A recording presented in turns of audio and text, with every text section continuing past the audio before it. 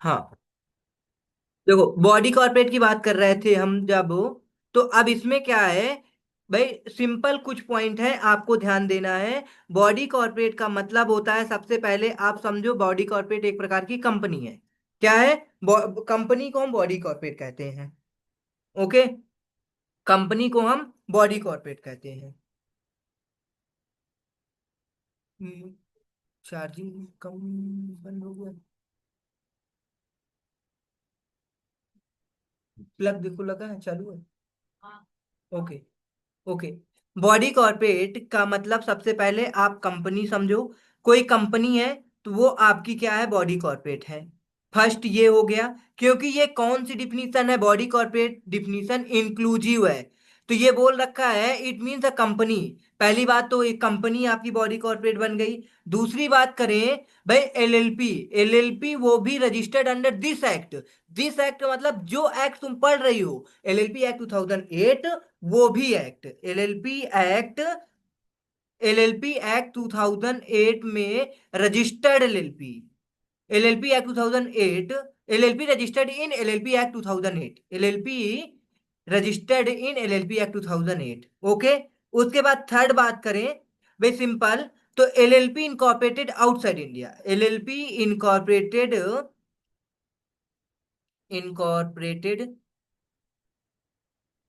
Outside India, तो ये भी आपकी बॉडी कॉर्पोरेट कहलाएगी।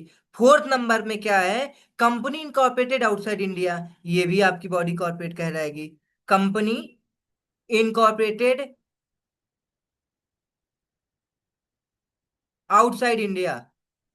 अब देखो, आपके बॉडी कॉर्पोरेट में क्या क्या आएंगे।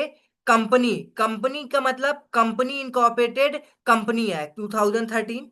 Company means a company incorporated 2013 और एनी अदर प्रीवियस लॉ। अगर कंपनी एक्ट जो और भी है 1957 एक्ट में कंपनी कोई बनी हुई है पुराने समय में, तो वो भी कंपनी के ऊपर, इट मीन्स वो कंपनी को भी बॉडी कॉर्पोरेट कहेंगे। उसके बाद LLP registered under this act. उसके बाद LLP incorporated outside India, company incorporated outside India, ये सारे के सारे क्या हैं आपके, बॉडी कॉर्पोरेट है। क्या है? Body corporate. ठीक, बॉडी कॉर्पोरेट समझ में आया, बॉडी कॉर्पोरेट। अब एक चीज ये समझना है, क्या क्या इंक्लूड नहीं होता है, क्या क्या इंक्लूड नहीं होता है, क्या क्या इंक्लूड नहीं होता है। कोऑपरेशन सोल क्या इंक्लूड नहीं होता, कोऑपरेशन सोल। ठीक। उसके बाद cooperative society registered under any law for the time being in force, या फिर एनी अदर बॉडी कॉर्पोरेट। ये तीन पॉइंट याद रखना है जो कि बॉडी कॉर्पोरेट के अंदर इंक्लूड नहीं किए जाते हैं। कौन कौन से? Corporation sole, cooperative society registered under any law for time being in force. उसके बाद क्या है नेक्स्ट थर्ड पॉइंट पे, any other body corporate not being a company defined in clause 20 of the Companies Act 2002 of the Companies Act 2013 of limited liability partnership as classified in this act, which central government may be notified notification in the official gazette specified in this behalf। चलो, तो ये आपको समझ में आ गया होगा। हम आगे बात करते हैं। देखो ये देखो क्या दे रखा है, ये दे भी रखा है वे, क्या दे रखा है कि body corporate means a company, एक कंपनी है, और फॉरेन एलएलपी है। Indian LLP includes LLP, company includes LLP, foreign LLP and foreign company. Simple, ये इतना पॉइंट याद कर लो बस, खत्म। कम बॉडी कॉर्पोरेट क्या होती है, बॉडी कॉर्पोरेट एक प्रकार की आपकी कंपनी होती है, इंक्लूड्स एलएलपी होती है, फॉरेन एलएलपी भी होती है, फॉरेन कंपनी होती है, तो ये बॉडी कॉर्पोरेट होती है। उसके बाद does not include corporation sole, आपके बॉडी कॉर्पोरेट के अंदर नहीं इंक्लूड किए जाते। कोऑपरेटिव सोसाइटी नहीं इंक्लूड किए जाते। एनी अदर कोऑपरेशन कोऑपरेट, वो sorry, body corporate notified central government इसे इंक्लूड नहीं करते हैं। तो बॉडी कॉर्पोरेट की डिफिनीशन इंपॉर्टेंट है, ठीक है, और आसान भी है, वेरी इजी। अब हम बात करेंगे बिजनेस की। देखो बिजनेस की बात करेंगे, डिफिनीशन नेक्स्ट क्या दे रखी है, बिजनेस। बिजनेस का सिंपल मतलब ऐसा नहीं है कि भाई एक ही ऐसा वर्ड है, एक ही ऐसा बिजनेस है जिसे बता दिया गया, यदि आप उसे करोगे तो वही आपका बिजनेस कहलाएगा।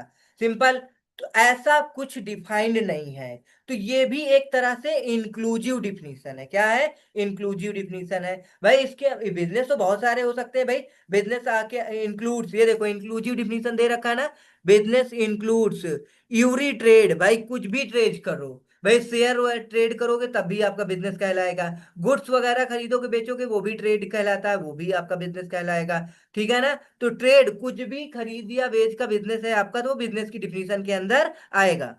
फिर प्रोफेशन, अब प्रोफेशन क्या है भाई? टीचिंग, हमारा एक टीचिंग का प्रोफेशन है, ये भी बिजनेस कहलाएगा। ठीक है ना? वे डॉक्टर, सॉरी प्रोफेशन में और क्या आता है भाई? डॉक्टर्स आते हैं, डॉक्टर्स भी प्रोफेशन के अंदर आते हैं। भाई प्रोफेसर वगैरह आते हैं। तो ये सारा सब कुछ आपका भी बिजनेस कहलाएगा।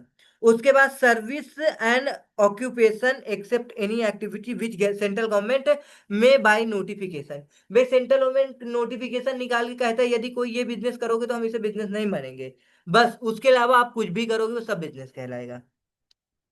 ओके। अब चार्टर्ड अकाउंटेंट की बात कर रहा है। चार्टर्ड अकाउंटेंट वेरी सिंपल बेटा। चार्टर्ड अकाउंटेंट का सिंपल मतलब है, अगर जी आपका चार्टर्ड अकाउंटेंट एक्ट 1949 है। क्या है? 1949 है। चार्टर्ड अकाउंटेंट एक्ट 1949 है।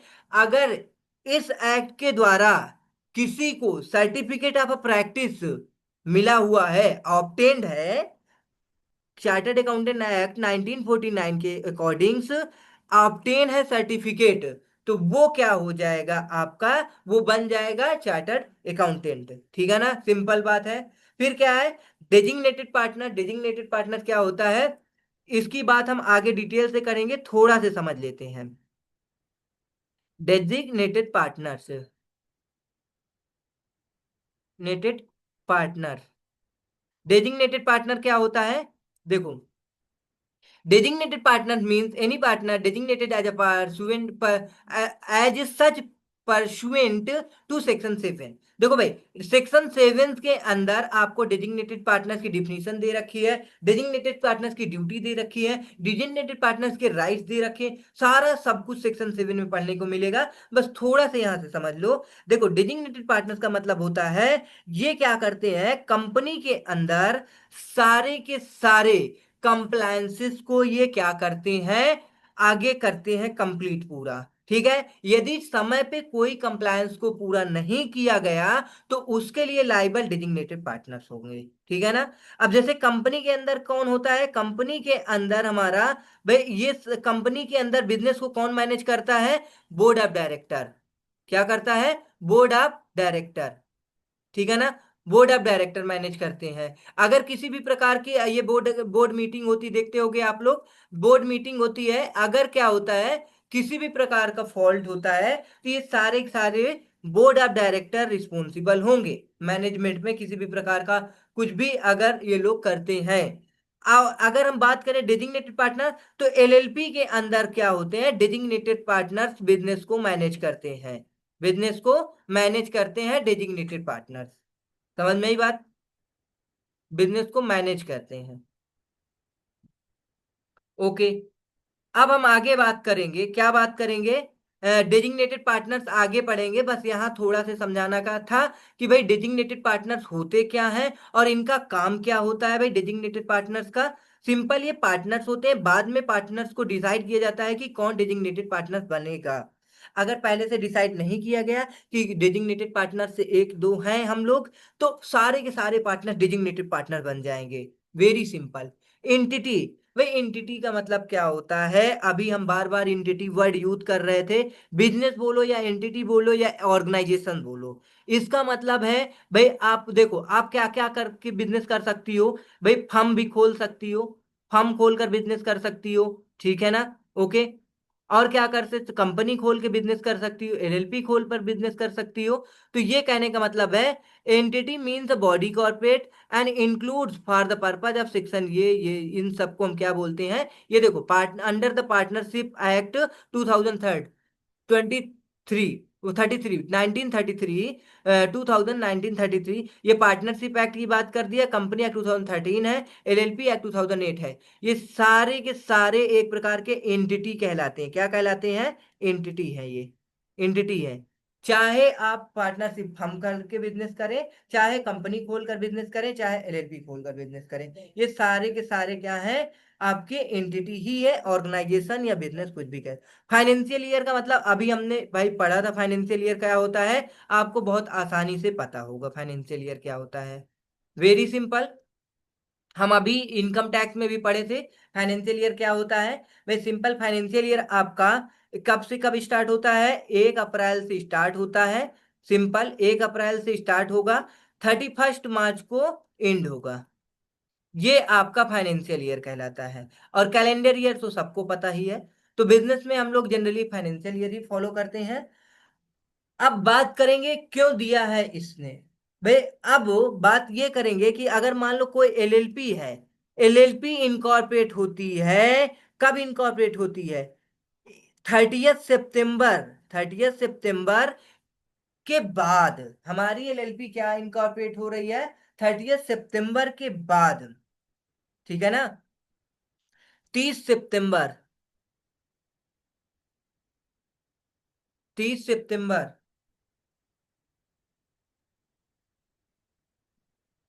ठीक है, अगर 30 सितंबर के बाद आपकी एलएलपी इनकॉर्पोरेट होती है, तो अब क्या होगा, मान लो ये 30 सितंबर है, इसके बाद आप क्या करते हो, एलएलपी को रजिस्टर्ड या इनकॉर्पोरेट करते हो, इनकॉर्पोरेट करते हो, तो क्या होगा, इसका financial year next financial year में एंड होगा। सिंपल बात है। ओके। और अगर इसके पहले अगर कोई एलएलपी इनकॉर्पोरेट होती है, तो कुछ नहीं। अब सपोज एक एग्जांपल ले लेते हैं, चलो बताओ। यहाँ पे फाइनेंशियल ईयर भी पता चल जाएगा आपका, सब कुछ दोनों चीज हो जाएगा। मान लो कि आपकी कोई कंपनी है, 1/8, 1/8 2010 में इनकॉर्पोरेट हुई है, तो ये इसका फाइनेंशियल ईयर क्या होगा, बताओ बेटा। तो ये एग्जांपल, अब आपको ये एग्जांपल बताना है। आपकी कोई एक कंपनी है, 1 अक्टूबर को इनकॉर्पोरेट हो रही है, तो इसका क्या फाइनेंशियल ईयर होगा, 1 अक्टूबर 2012 ले लेते हैं, 2012। तो ये किस फाइनेंशियल ईयर में बिलोंग करेगा, ये तुमको बताना है। एक बार सोचो और बताओ अच्छे से। देखो क्या है, अब एलएलपी के अंदर ये बताया गया है, यदि आपकी एलएलपी 30 सितंबर के बाद इनकॉर्पोरेट हुई है, तो जिस फाइनेंशियल ईयर में आपका ये, ऐसे इन जनरल जिस फाइनेंशियल ईयर में आता होगा, उसके नेक्स्ट फाइनेंशियल ईयर में को माना जाएगा। ठीक है ना, वो नेक्स्ट फाइनेंशियल ईयर सबसे पहले इन जनरली किस फाइनेंशियल ईयर में आएगा, देखो 1 अक्टूबर 2012 दिया है, तो आपका ये क्या आएगा भाई, 12 13 12 13 आएगा इन जनरल फाइनेंशियल ईयर। किस फाइनेंशियल ईयर में ये होगा भाई, इन जनरल अगर हम बात करें, इन जनरल बात करेंगे तो 12 13 में होगा। लेकिन अब ये जो भाई एलएलपी के अंदर क्या होगा, यदि 30 सितंबर के बाद कोई एलएलपी इनकॉर्पोरेट हुई है, तो उसका जो फाइनेंशियल ईयर होगा इनकॉर्पोरेशन का, वो क्या होगा, नेक्स्ट फाइनेंशियल ईयर होगा। ध्यान से सुन लो, ये इंपॉर्टेंट भी है। ठीक है ना, कौन सा होगा, नेक्स्ट फाइनेंशियल ईयर क्या आ जाएगा, 13 14। ठीक है ना, 13 14 क्या होगा फाइनेंशियल ईयर, 13 14। सिंपल, समझ में आया। मतलब the next following financial year में चला जाएगा। अगर आपकी कंपनी इनकॉर्पोरेट हो रही है किस टाइम पे, 30 सितंबर के बाद इनकॉर्पोरेट हो रही है, तो जो सितंबर इन जनरल आएगा, उसके आने वाले following next following financial year में आपका वो फाइनेंशियल ईयर इनकॉर्पोरेशन माना जाएगा। समझ में आया, समझ में आ गया बेटा, नहीं आया। गया है सर। आ आया है सर। क्यों, हाँ। देखो इनकम टैक्स में क्या दे रखा है, कह रहा है इनकम टैक्स में आपका सिंपल को ऐसा कुछ भी नहीं होता कि कितने महीने हुए हैं कितने महीने नहीं हुए हैं। भाई इसमें कोई रिस्ट्रिक्शन नहीं है। इनकम टैक्स में सिंपल जनरल फॉर्मेट फॉलो किया जाता है, लेकिन एलएलपी में बोल दिया है यदि आपका 30 सितंबर के बाद कोई एलएलपी इनकॉर्पोरेट हो रही है तो आपका जिस फाइनेंशियल ईयर में ये आपकी इनकॉर्पोरेशन हुआ है उस फाइनेंशियल ईयर में नहीं आएगा, आने वाले नेक्स्ट फाइनेंशियल ईयर में लिया जाएगा। तो कह रहा पढ़ो, financial year in relation to LLP means the period of first day of April to the 31st day of March. Simple financial year वही होता है जो ऐसे इन जनरल होता है, ठीक है ना। अब लेकिन हम्म। अब क्या हो रहा है, इसमें क्या कह रहा है, एक सेकेंड, हम्म, रब करे तो बताए। हाँ,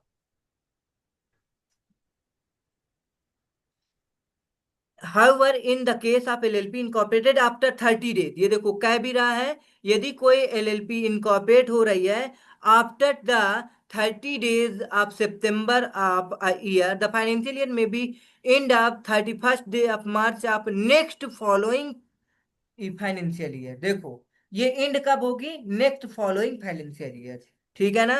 हम एग्जाम्पल भी दे चुके हैं, कहो तो और दे दें। यदि आपकी कोई कंपनी 1 जनवरी 2012 में इनकॉर्पोरेट हुई है तो आपका फाइनेंशियल ईयर क्या होगा भाई, किस फाइनेंशियल ईयर में एंड होगी। भाई आगे इसका इन जनरल फाइनेंशियल ईयर निकाल लो। इन जनरल क्या होगा ये भाई, 11/12 में इसका फाइनेंशियल ईयर होगा, लेकिन इस फाइनेंशियल ईयर में एंड नहीं होगा, ये 12/13 में हो गए। समझ में, इनकम टैक्स के अकॉर्डिंग तो ये है, लेकिन ये क्या है, सिंपल 30 सितंबर के बाद इनकॉर्पोरेट हुई है तो एंड होगी नेक्स्ट फॉलोइंग फाइनेंशियल ईयर में, बस ये है। समझ में आ गया। हाँ सर। ओके।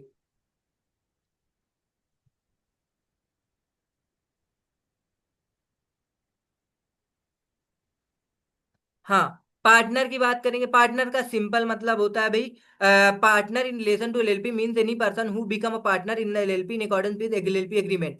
एलएलपी एग्रीमेंट के अकॉर्डिंग यदि कोई पार्टनर बनता है तो वो आपका पार्टनर कहलाता है। रीजनल डायरेक्टर कौन होता है भाई, regional director means a person appointed as such by the central government for the purpose of this act and companies act. देखो भाई, रीजनल डायरेक्टर कंपनी एक्ट के लिए है और एलएलपी के लिए है। Okay. Registrar, registrar appointed by central government, कौन रजिस्ट्रार अपॉइंट करता है, सेंट्रल गवर्नमेंट अपॉइंट करती है। Additional registrar, joint registrar, deputy registrar and assistant registrar for the purpose of this act are the companies act 2013 as the case may be. Okay. Small LLP, small LLP की बात करेंगे आगे, इसमें तो कुछ नहीं था। स्मॉल एलएलपी, स्मॉल एलएलपी का मतलब होता है, देखो ध्यान से सुनो, कोई एलएलपी है जिसका क्या है, कंट्रीब्यूशन, कंट्रीब्यूशन कितना है, 25 लाख से कम।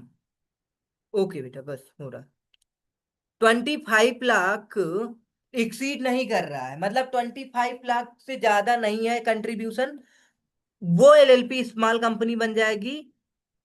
एंड इसका क्या है, टर्नओवर, टर्नओवर की बात करेंगे, टर्नओवर कितना होना चाहिए भाई, ये 25 लाख और टर्नओवर 50 लाख का होना चाहिए।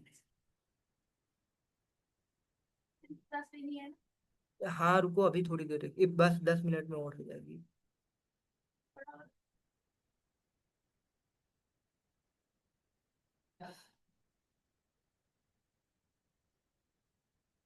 टर्नओवर की बात कर रहा है, statement of account solvency and immediately preceding financial year does not exceed 40 lakh. Okay, ये 40 लाख है बेटा, मतलब कोई स्मॉल एलएलपी होना है तो कंट्रीब्यूशन 25 लाख से ज्यादा नहीं होना चाहिए, और क्या है, 40 लाख से ज्यादा टर्नओवर नहीं होना चाहिए, तो वो स्मॉल एलएलपी बन जाएगी। ओके, समझ में आ गया। ये दे रखा है, देखो इसमें दे भी रखा है, क्या दे रखा है बेटा, ये ये दे रखा है, क्या है, कंट्रीब्यूशन 25 लाख, टर्नओवर 40 लाख, तो आपकी बन जाएगी स्मॉल एलएलपी। मतलब इससे ज्यादा नहीं होना चाहिए, कम होना चाहिए। ओके।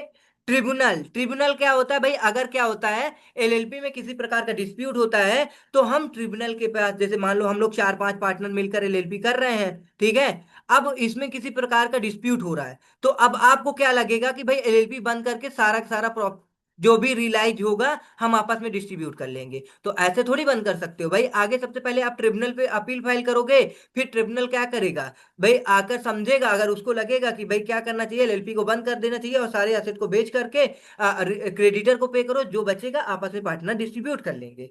तो ये होता है ट्रिब्यूनल का काम। जैसे आप क्रिमिनल लॉ की वगैरह देखती होंगी, तो क्रिमिनल वगैरह के लॉ में क्या होता है, कोर्ट वगैरह में जाया जाता है। भाई भाई कोर्ट में, हाई कोर्ट, सुप्रीम कोर्ट ऐसे जाता है। तो ये ट्रिब्यूनल होते हैं। क्या होते हैं? ट्रिब्यूनल। क्रिमिनल लॉ के लिए अलग होते हैं और कंपनी कॉर्पोरेट के लिए अलग होते हैं। तो बस अब यहीं तक आपको पढ़ना है। ओके। आगे हम yes sir. Characteristics of LLP पढ़ेंगे। क्या पढ़ेंगे? एक कैरेक्टरिस्टिक आप इतना आपको क्या करना है, ये सारा जितना हमने पढ़ाया है वो पूरा का पूरा आप कंप्लीट रीड करो, और सबको क्या करो, खुद से लिख करके प्रैक्टिस भी करना है। ठीक है? ये सर एक बात पूछनी थी। एक सेकंड नोट्स आप नहीं बनवाएंगे? बनवाएंगे बेटा, बनवाएंगे।